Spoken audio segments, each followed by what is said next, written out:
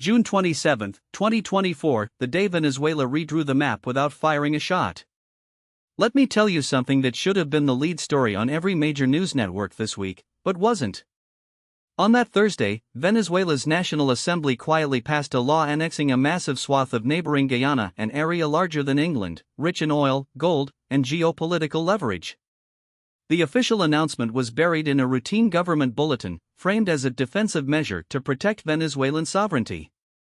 The media, if they covered it at all, treated it as a minor diplomatic spat, another flare-up in a long-running border dispute.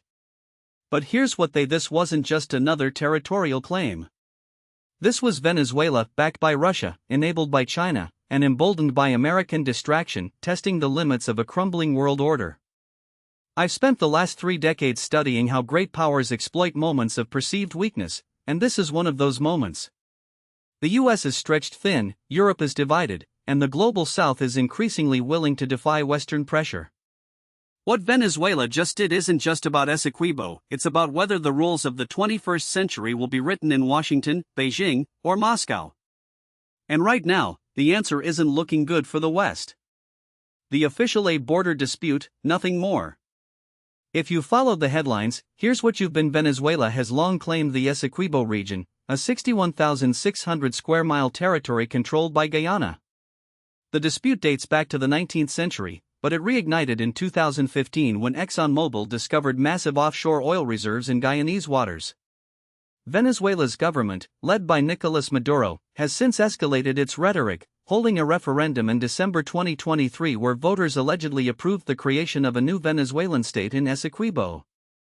The US and UK have backed Guyana, conducting joint military exercises and reaffirming their commitment to Guyana's territorial integrity. The UN has called for calm. The OAS has condemned Venezuela's actions. And most analysts have dismissed Maduro's moves as bluster, a desperate attempt to rally domestic support amid economic collapse. The data seems to support this view. Venezuela's military is a shadow of its former self, its economy is in tatters, and its population is fleeing in record numbers. Maduro's approval ratings hover around 20%. Why would he pick a fight with Guyana, a country with a GDP 1/50th the size of Venezuela's but backed by the world's most powerful military? The answer, according to the official narrative, is distraction. A manufactured crisis to divert attention from Venezuela's failures. But there's a problem with this narrative. It assumes that Maduro is acting alone. It assumes that Venezuela's military is too weak to project power. And it assumes that the great powers Russia, China, Iran are passive bystanders. None of those assumptions hold up under scrutiny. Deconstructing what's really happening in Essequibo. Let's start with the facts that the media isn't connecting. First, Venezuela's military isn't as weak as it seems. Yes, it's underfunded, but it's also been quietly modernizing with Russian and Chinese help. In 2023 alone, Venezuela received shipments of advanced radar systems from Russia, drones from Iran, and anti-ship missiles from China. These aren't defensive weapons, they're tools for power projection. And they're being deployed along the Essequibo border. Second, Maduro isn't acting in a vacuum. In the weeks leading up to the annexation law, high-level Russian and Chinese officials visited Caracas. The Russian deputy foreign minister met with Maduro to discuss strategic cooperation, while a Chinese delegation inked a deal to extend Venezuela's satellite surveillance capabilities. These aren't coincidences. They're signals. Third, the timing isn't random. The US is distracted by Ukraine, by Taiwan, by domestic political chaos. Europe is focused on its own energy crisis. And Guyana, for all its oil wealth, has a military of just 3,000 personnel. It's the perfect target for a low-risk, high-reward gambit. Here's what's really Venezuela, with tacit support from Moscow and Beijing, is testing how far it can push before the West pushes back. This isn't just about Essequibo. It's about whether the US is still willing or able to enforce its red lines in its own backyard. And the answer, so far, is no. The geopolitical why this matters more than you think. To understand why this is such a big deal, you have to out. We're in the middle of a global power struggle, and the rules of the game are being rewritten in real time. The US is trying to maintain its post-Cold War dominance, but China and Russia are chipping away at it, one proxy conflict at a time. Venezuela is just the latest piece on the board. Let's talk about the 1. Russia. For Moscow, Venezuela is a way to bleed the US without direct confrontation. Every dollar Washington spends countering Maduro is a dollar not spent in Ukraine. Every American military asset diverted to the Caribbean is one less available for the Pacific. And if Venezuela succeeds in annexing Essequibo, it sets a precedent, one that could be used in Moldova, Georgia, or even the Baltics. 2. China. Beijing's interest is economic. Venezuela owes China billions, and Essequibo's oil reserves are a way to recoup those losses. But it's also about control. If China can help Venezuela secure its claims, it gains leverage over a key energy supplier and a foothold in the Western Hemisphere. 3. The US. For Washington, this is a test of credibility. If it allows Venezuela to redraw borders without consequence, it sends a message to every other would-be the US won't enforce its red lines. But if it overreacts, it risks another endless conflict in a region where it's already overstretched. This is classic great power competition. The US wants to maintain its unipolar moment. China and Russia want a multipolar world where their interests are protected. And Venezuela? It's just a pawn, but one that could change the game. Military reality, the illusion of easy solutions. Now, let's talk about the military dimension, because this is where the hawks in Washington are dangerously wrong. They look at Venezuela's decrepit military and assume this would be a quick, easy operation. They're wrong. First, Venezuela's military may be weak, but it's not irrelevant. It has Russian-made S-300 air defense systems, which could make any US airstrikes costly. It has Chinese anti-ship missiles that could threaten the US Navy in the Caribbean. And it has thousands of irregular forces, collectivos, that could wage a guerrilla war against any occupying force. Second, Guyana's military is tiny. If Venezuela invades, the US would have to do the heavy lifting. And that means boots on the ground, or at least drones in the sky. Are Americans really ready for another forever war? After Iraq, Afghanistan, and Libya, the answer is a resounding no. Third, there's the nuclear wildcard. Russia has already hinted that it could deploy nuclear-capable bombers to Venezuela if the US intervenes. That's not a bluff, it's a direct challenge to American dominance in its own hemisphere. And it's a line the US hasn't had to cross since the Cuban Missile Crisis. Let me be, this isn't a call for appeasement. It's a call for realism. The US can't afford another military misadventure. Not when its adversaries are watching, waiting, and learning. Domestic. Why this is about more than foreign policy.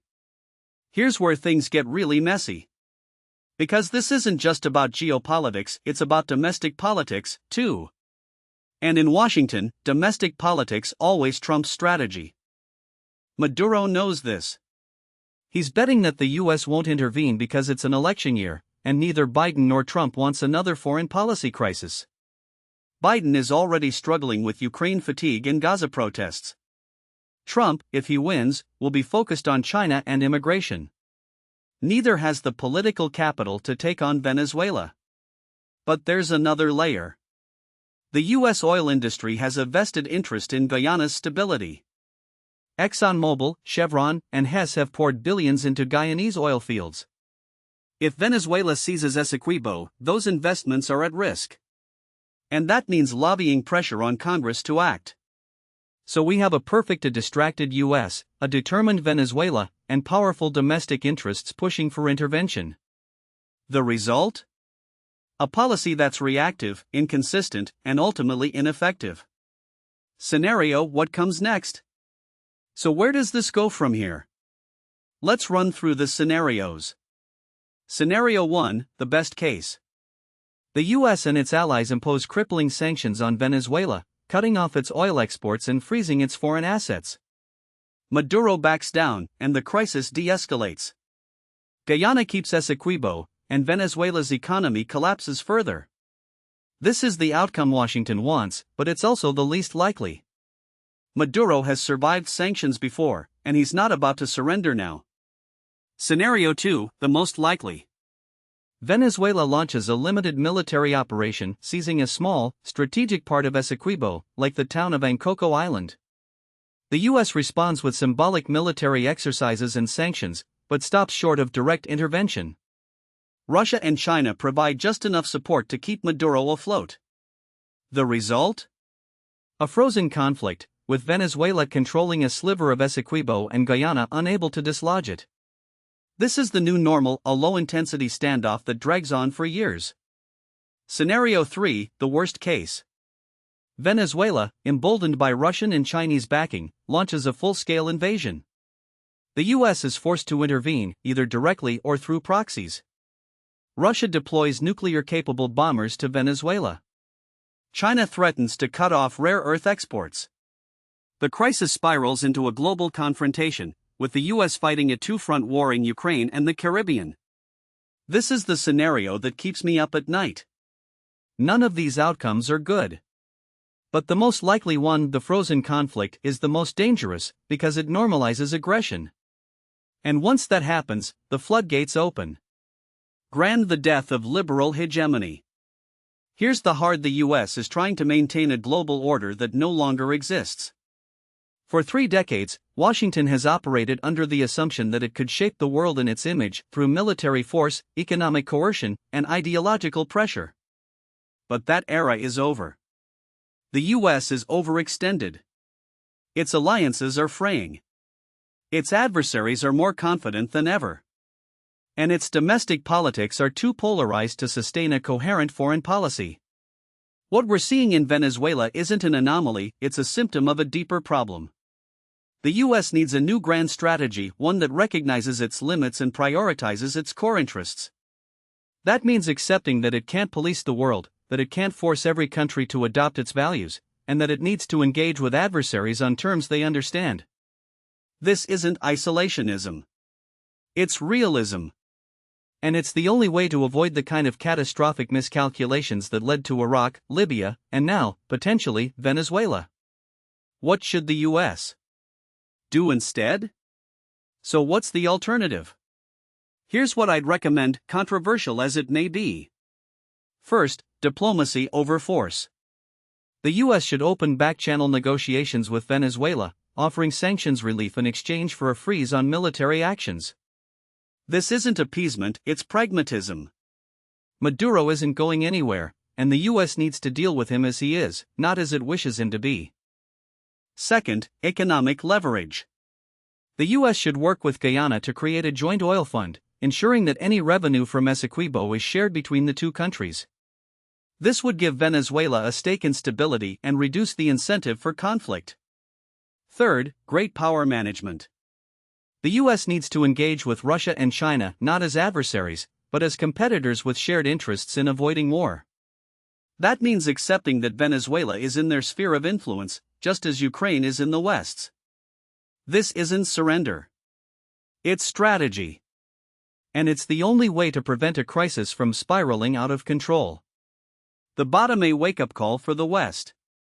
Venezuela's annexation of Essequibo isn't just a border dispute. It's a test of the 21st century's power dynamics. And right now, the U.S. is failing that test.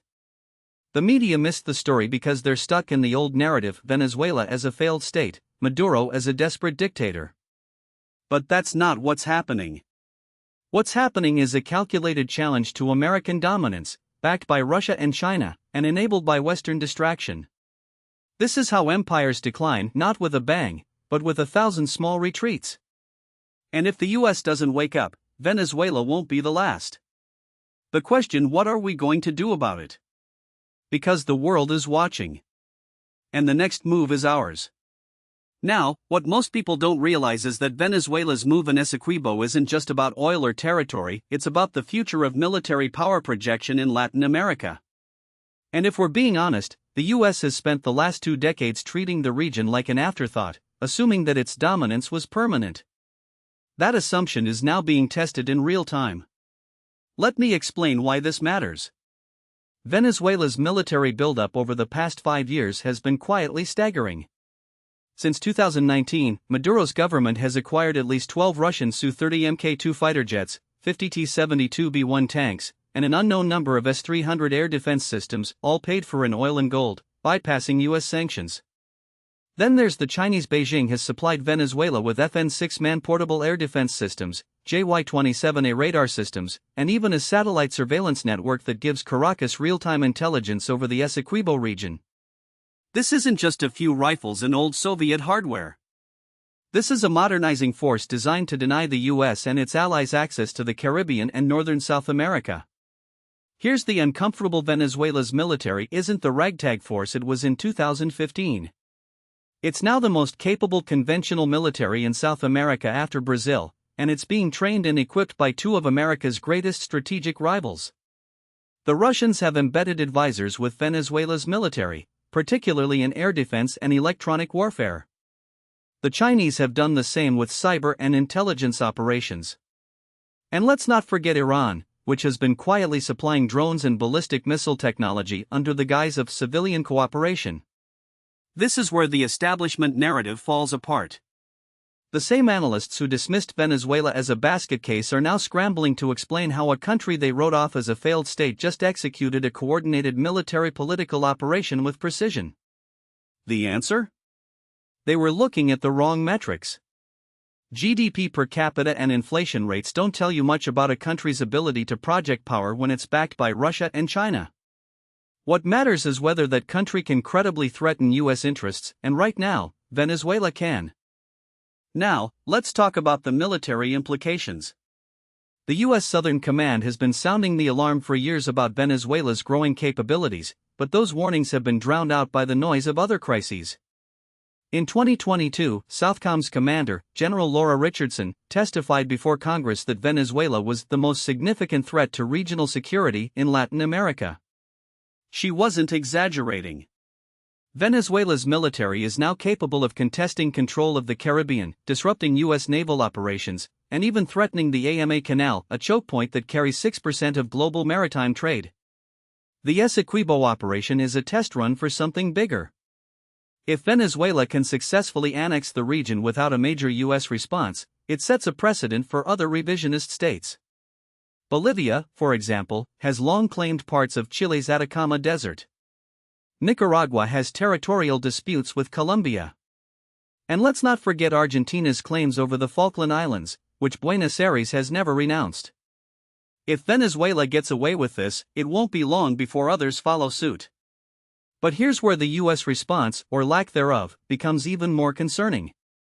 The Biden administration's initial reaction was to condemn Venezuela's actions and reaffirm support for Guyana. That's fine as far as it goes, but it ignores the fact that Guyana's military is tiny, just 3,000 active duty personnel with no air force or navy to speak of. The U.S. has sent a few warships to the region for exercises, but that's not deterrence. That's theater. Real deterrence would require a credible military presence, not just a show of force. And that's the problem. The U.S. no longer has the military bandwidth to project power in Latin America the way it once did. The Navy is stretched thin in the Indo-Pacific, the Air Force is dealing with aging fleets, and the Army is still recovering from 2 decades of counterinsurgency warfare. The Pentagon's 2022 National Defense Strategy made it China is the pacing threat, and Russia is the acute threat. Latin America? It's an afterthought. This is a strategic blunder. The Caribbean is America's maritime backyard. If Venezuela, with Russian and Chinese backing, can establish a permanent military presence in Essequibo, it gains a foothold just 500 miles from Florida. That's not just a threat to Guyana, it's a threat to the U.S. homeland. And yet, the U.S. has no coherent strategy to counter it. Let me put this in historical context. In 1962, the U.S. went to the brink of nuclear war to prevent the Soviet Union from placing missiles in Cuba. Today, Venezuela, with Russian and Chinese support, is doing something far more subtle but just as it's eroding U.S. dominance in its own hemisphere. And the U.S. is responding with strongly worded statements and symbolic military exercises. This isn't just a failure of policy. It's a failure of imagination. The U.S. foreign policy establishment still thinks in terms of the post-Cold War unipolar moment, where American power was unchallenged. But that moment is over.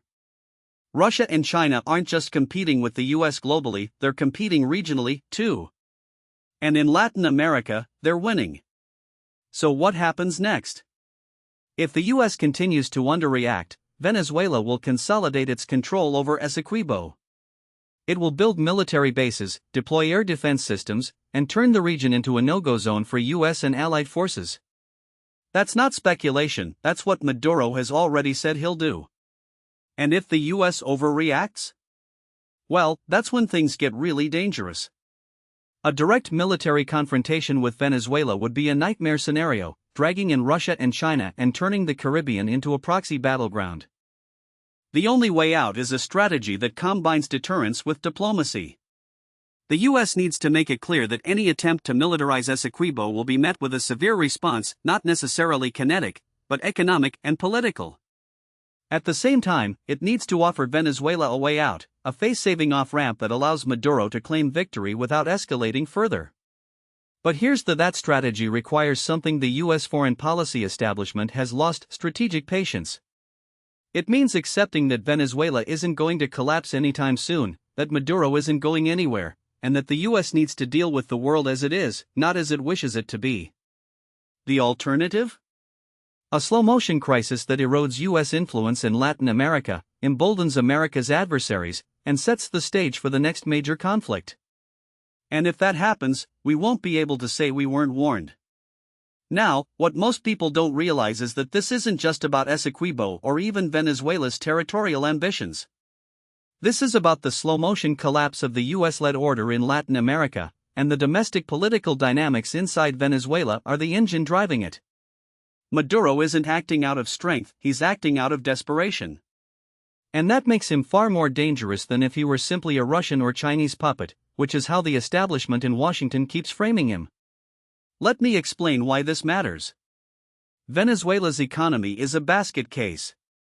The IMF projects inflation will hit 250% this year, down from the hyperinflationary nightmare of 2018 to 2021, but still catastrophic.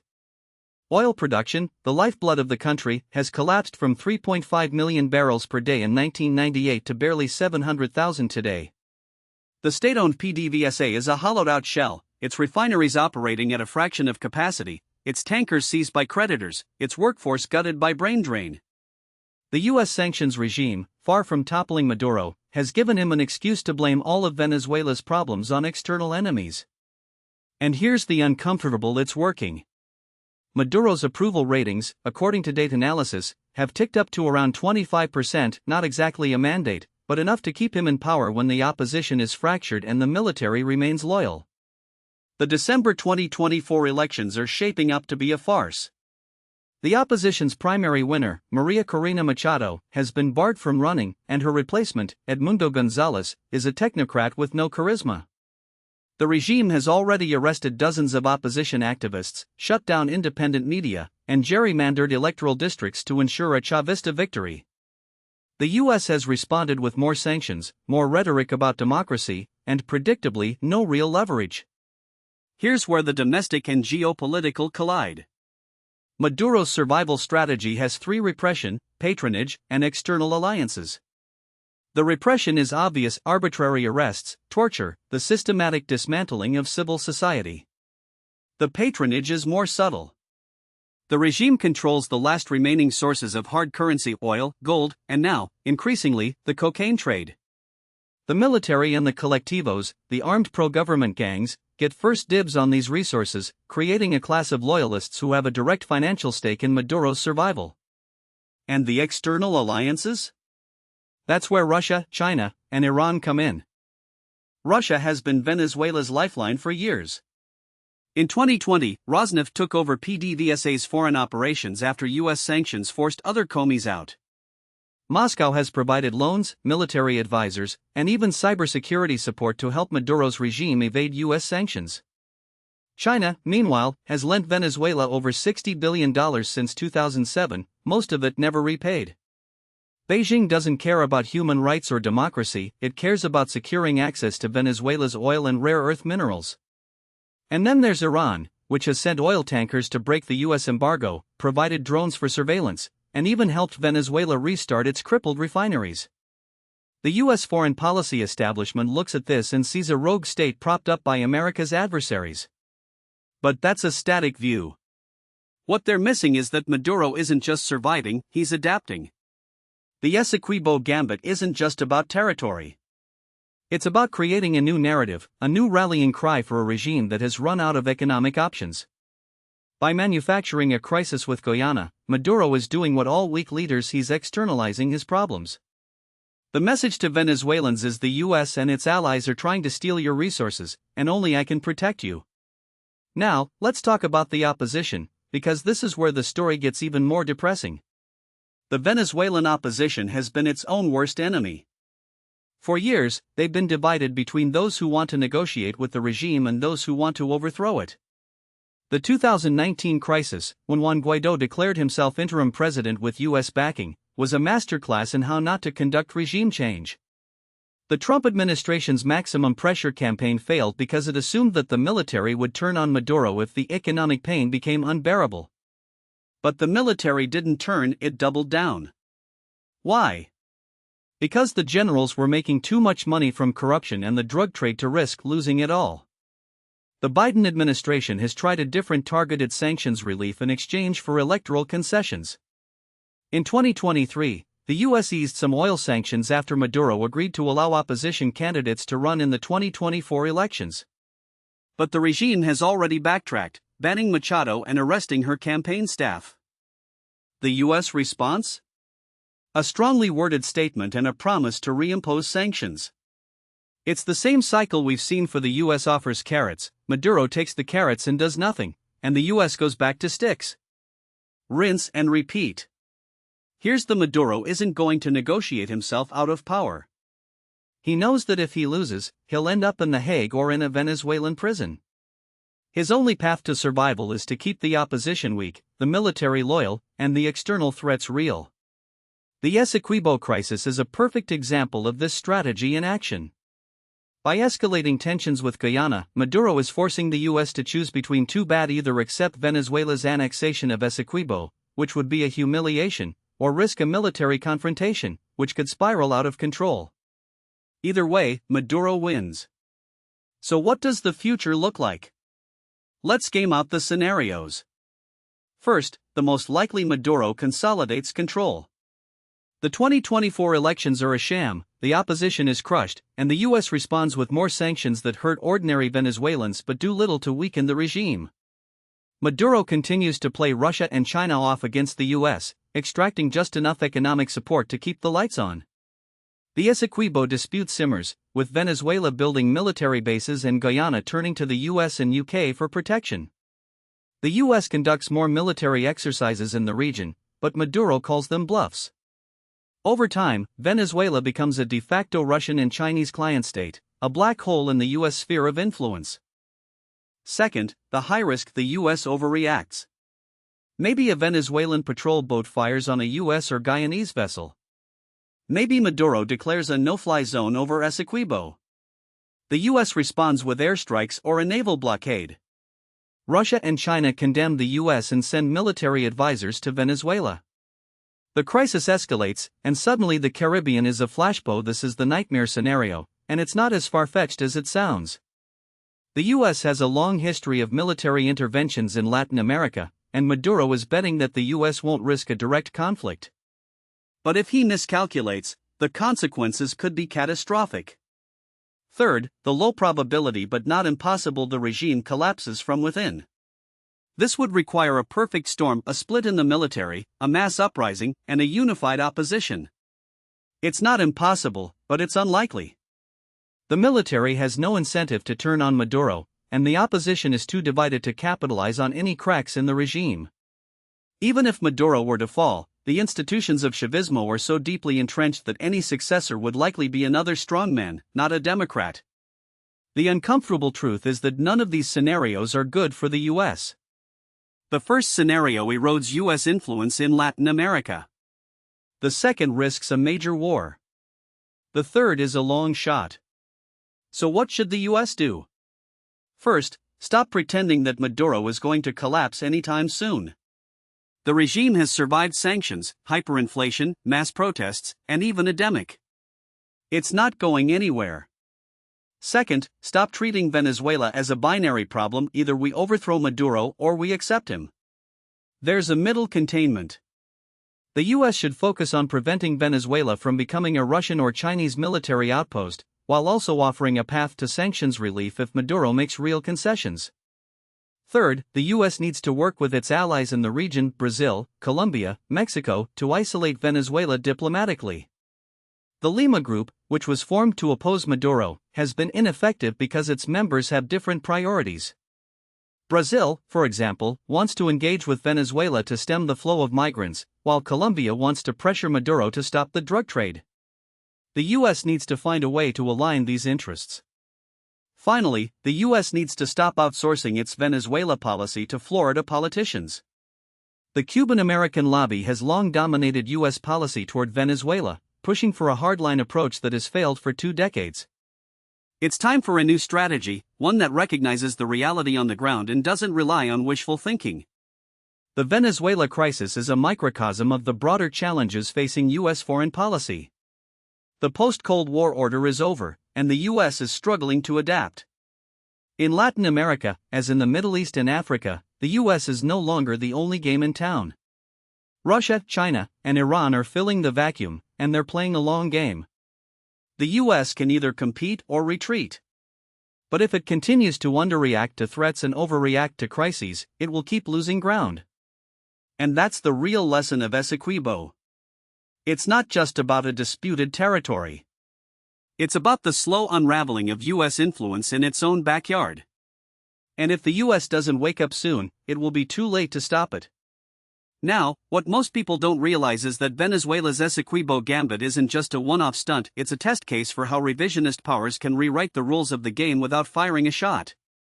Maduro didn't invent this playbook. He borrowed it from Putin's Crimea playbook, Xi's South China Sea strategy, and even Erdogan's neo-Ottoman posturing in the Eastern Mediterranean. The difference? Venezuela is doing it with a fraction of the resources, and yet it's working. That should terrify Washington. Let me explain why this matters beyond Caracas.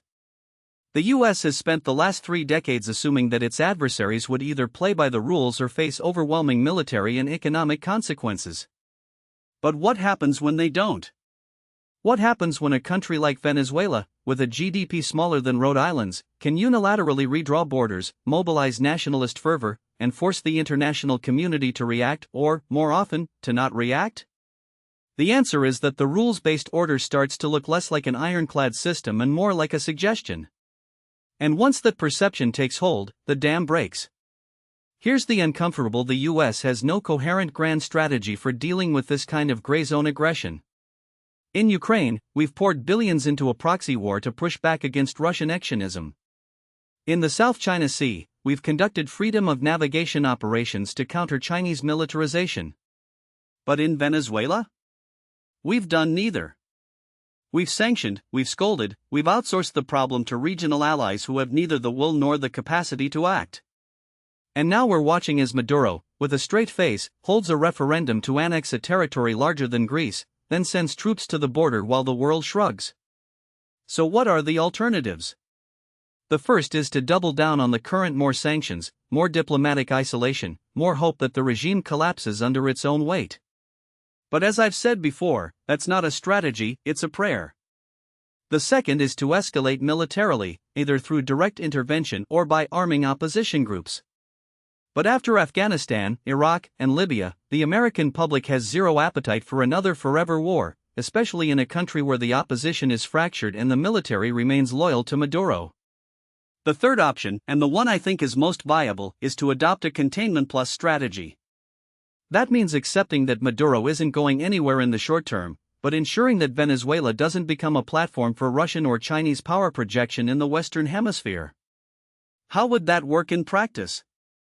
For starters, the US could offer conditional sanctions relief in exchange for verifiable concessions, ending Russian military cooperation, halting Chinese oil for loans deals, and reopening negotiations with Guyana over Essequibo. At the same time, the US should work with Brazil and Colombia to create a regional security framework that treats Venezuela like the rogue state it is, without giving Maduro the excuse to play the victim. That means targeted sanctions on regime elites, not the Venezuelan people, support for civil society groups that can document human rights abuses, and a clear red any attempt to militarize Essequibo or allow foreign bases on Venezuelan soil will trigger a proportional response. Now, I can already hear the objections. Some will say this is appeasement.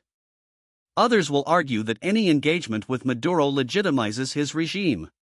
But here's the US already engages with far worse actors when it suits its interests. We've negotiated with the Taliban, cut deals with Saudi Arabia, and even sat down with Kim Jong-un. The difference is that in those cases, we had a clear endgame. With Venezuela, we've been stuck in a cycle of moral outrage and strategic drift. The broader lesson here is that the US can no longer afford to treat Latin America as an afterthought. During the Cold War, the region was a battleground for ideological supremacy.